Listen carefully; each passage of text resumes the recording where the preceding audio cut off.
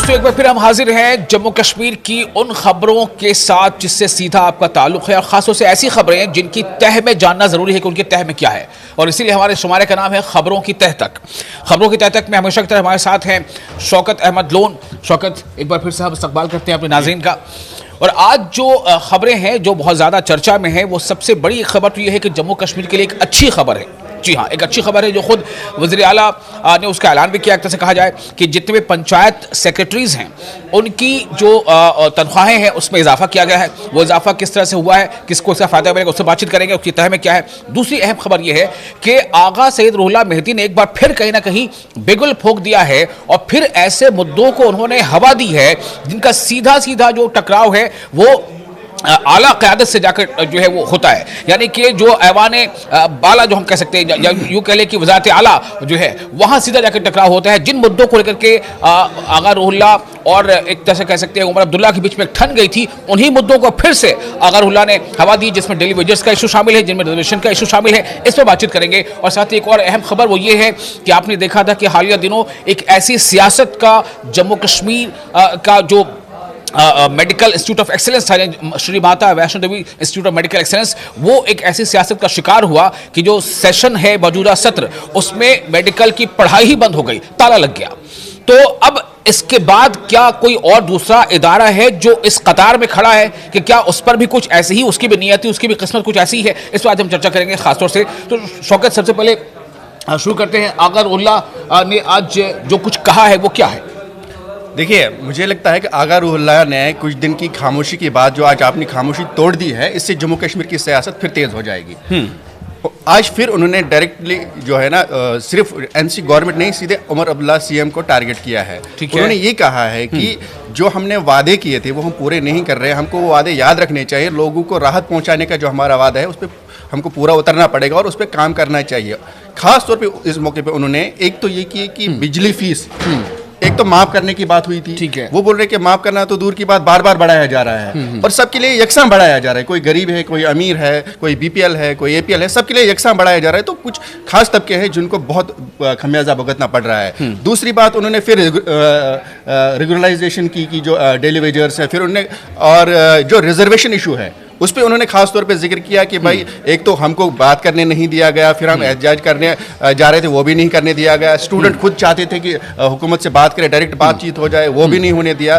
तो बोल रहे उन्होंने फिर ये कहा कि अगर गवर्नमेंट ये कह रही है उसके जवाब में कि हमने तो अपना काम कर दिया, फाइल अब एलजी के ऑफिस में है, तो फिर उन्होंने ये सवाल किया कि कब तक रहेगी वो? कब तक है? सवाल ही अहम है कि आखिर ये फाइल कब तक है। मान लीजिए कि फाइल लंबे वक्त तक यूं ही वापस नहीं आती है या उस पर कुछ कार्रवाई करनी पड़ती है, तो आप क्या करेंगे? सवाल उनका ये बार बार ये है कि उमर अब्दुल्ला वो सवाल उठा रहे हैं कि आप इसमें मुदाखलत करें। बिल्कुल बिल्कुल, अगर फाइल नहीं आती है, वो लंबे समय तक एलजी ऑफिस में ही रहते, तो फिर क्या आप खामोश रहेंगे? और सबसे बड़ी बात है कि ये भी बता दें शौकत, उन्होंने खासों से कहा है, जो अभी आप बातचीत कर रहे थे, कि जो बीपीएल कैटेगरी में जो लोग आते हैं कम से कम आप उनकी तो जो बिजली की बिल बढ़कर उनमें तो कुछ नजरसानी करो। उन्होंने ये भी कहा कि आमदनी के बुनियाद पर ये बिल तय होने चाहिए। बिल्कुल, इसको कैसे देख रहे हैं? हाँ बिल्कुल, उन्होंने कहा कि अगर आप सबका इस वक्त नहीं कर सकते हैं बिजली फीस माफ, जो 200 यूनिट आपने बात की थी फ्री बिजली का, एटलीस्ट जो गरीब तबका है, जो बीपीएल फैमिलीज हैं जिनका बजट बहुत मुतासिर हो रहा है, वो उन्होंने कहा कि पहले 1500 बढ़ाया, फिर 1800 कर दिया, अब और बढ़ाने की बात हो रही है, वो सब।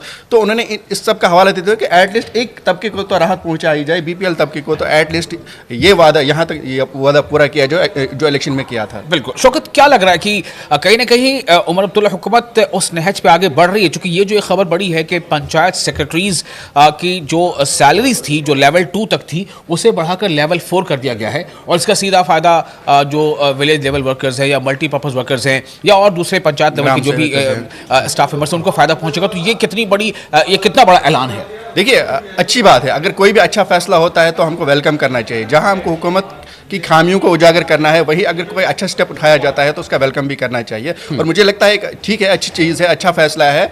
इस तरह से और भी अच्छे फैसले आने चाहिए जिससे आवाम को राहत पहुंचे, लोगों के मसाइल हल हो जाए। और क्या अगला नंबर डेली वेजेस का हो सकता है? देखिए, हो भी सकता है, क्योंकि अभी अगर आपको याद होगा 2 दिन पहले ही जम्मू कश्मीर के जो काबीना के वजीर है जावेद राना, उनसे जब हमारे रिपोर्टर ने, न्यूज़ 18 के रिपोर्टर ने उनसे पूछा था कि डेली वेजर्स की रेगुलराइजेशन का मसला कब तक हल हो जाए, तो उन्होंने कहा कि इस साल में हम कोशिश करेंगे कि उनको राहत पहुंच जाए। तो उम्मीद करते हैं और दुआ करते हैं कि इस साल डेली वेजर्स का एक बहुत बड़ा मसला है, डेली वेजर्स की तो रेगुलराइजेशन अब आपको ये भी पता है कि बजट सेशन भी आने वाला है, तो इसलिए बजट सेशन से पहले पहले बहुत सारे ऐसे ग्रुप्स हैं, वर्कर्स हैं, ऐसी तंजीमें हैं जो दबाव बना रही हैं, और हुकूमत भी कहीं ना कहीं चाहेगी कि बजट सेशन में जो अवामी उम्मीदें थी उसको किसी तरह से पूरा करने की कोशिश की जाए। इस सिलसिले में उमर अब्दुल्ला ने, बल्कि यूँ कह लें कि जो स्पीकर हैं असम्बली के राठौर साहब, उन्होंने भी उमर अब्दुल्ला से मुलाकात की है और ये बताया है कि हो सकता है कि जो बजट सेशन होगा आने वाला वो 2 मरहलों का होगा। शौकत, अब अगली खबर अहम है। Shri Mata Vaishno Devi institute of medical excellence वो सियासत का शिकार हो गया या जो भी हो गया हम कह लें, लेकिन ये तो हुआ कि वहां पर फिलहाल मौजूदा सेशन के लिए ताले लग गए हैं। बिल्कुल। क्या इसमें अगला नंबर नेशनल लॉ यूनिवर्सिटी का आने वाला है?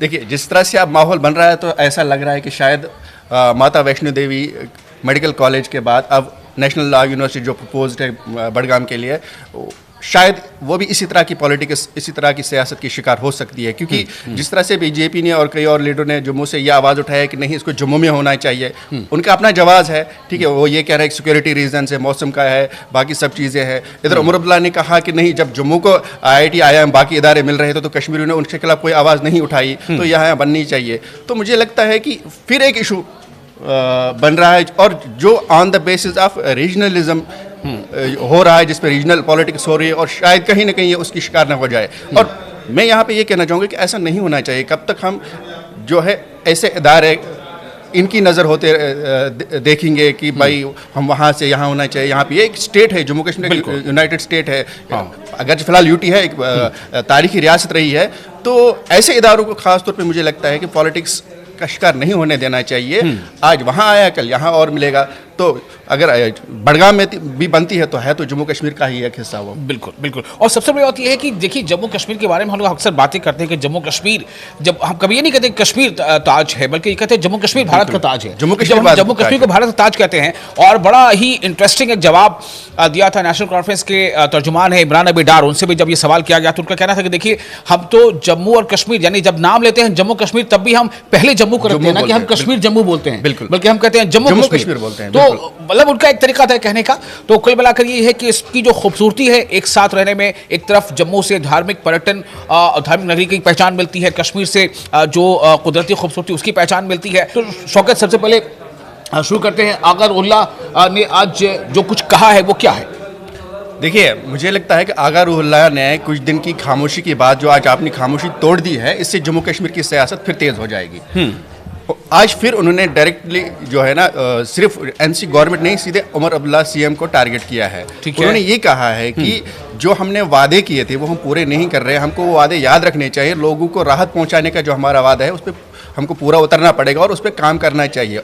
खास तौर पे इस मौके पे उन्होंने एक तो ये किए कि बिजली फीस एक तो माफ करने की बात हुई थी, ठीक है, वो बोल रहे कि माफ करना तो दूर की बात, बार बार बढ़ाया जा रहा है और सबके लिए यकसा बढ़ाया जा रहा है। कोई गरीब है, कोई अमीर है, कोई BPL है, कोई APL है, सबके लिए यकसा बढ़ाया जा रहा है। तो कुछ खास तबके हैं जिनको बहुत खमियाजा भुगतना पड़ रहा है। दूसरी बात, उन्होंने फिर रेगुलराइजेशन की जो डेली वेजर्स है, फिर उन्होंने और जो रिजर्वेशन इशू है उस पर उन्होंने खास तौर पे जिक्र किया कि भाई एक तो हमको बात करने नहीं दिया गया, फिर हम एहतजाज करने जा रहे थे वो भी नहीं करने दिया गया। स्टूडेंट खुद चाहते थे कि हुकूमत से बात करें, डायरेक्ट बातचीत हो जाए, वो भी नहीं होने दिया।